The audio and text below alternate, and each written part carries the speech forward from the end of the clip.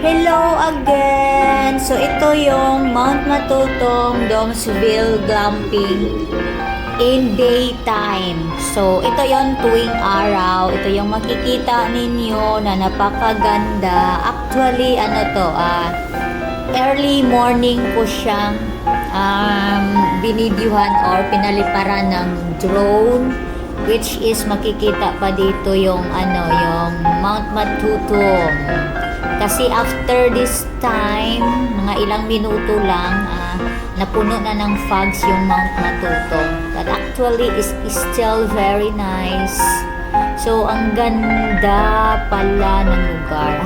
May pala. Parang hindi alam na maganda. Char. Di ba may swimming pool sila, oh? At yung mga bilog-bilog na yan, yung nila, dome, o yung para siyang tent na basta ang ganda siya. May mga flowers din sila na ilan lang. But yung view ng natures, grabe. Sobra besh. So, spaceable naman yung kanilang parking space or parking lot. So, yung kinuha naming room is good for 2 lang, which is 2,500 siya. May own CR or toilet.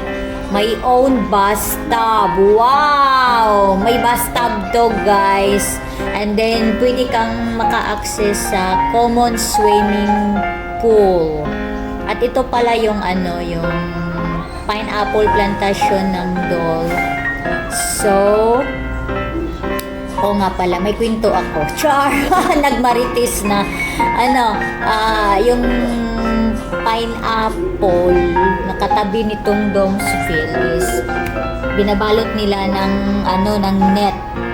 Hindi ko sure kung ano yung purpose ng net, pero siguro pang cover sa mga insekto or mga pesticides, siguro ganon, or makatulong na rin sa sa init ng araw dahil may bunga na kasi yun eh.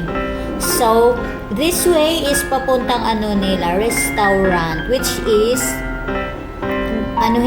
tatawagin kanila for your breakfast, complimentary breakfast. May kasamang complimentary breakfast kasi yung nila, every dorm or every room nila. So, ayun, may timing yun, 7 to 8 a.m. yung breakfast time, which is tuwing gabi pa lang mag-advance order ka na kung ano yung gusto mo sa breakfast. Ang gusto ko dito is napaka-clean or malinis yung kanilang restaurant. Actually, it's not only restaurant, buong area talaga niya is napakalinis. Ito pala yung entrance. Ayan, nakikita mo. And then, sa harapan yan, yun na yung yung pinyahan na binabalot ng net as of now dahil may mga maliliit na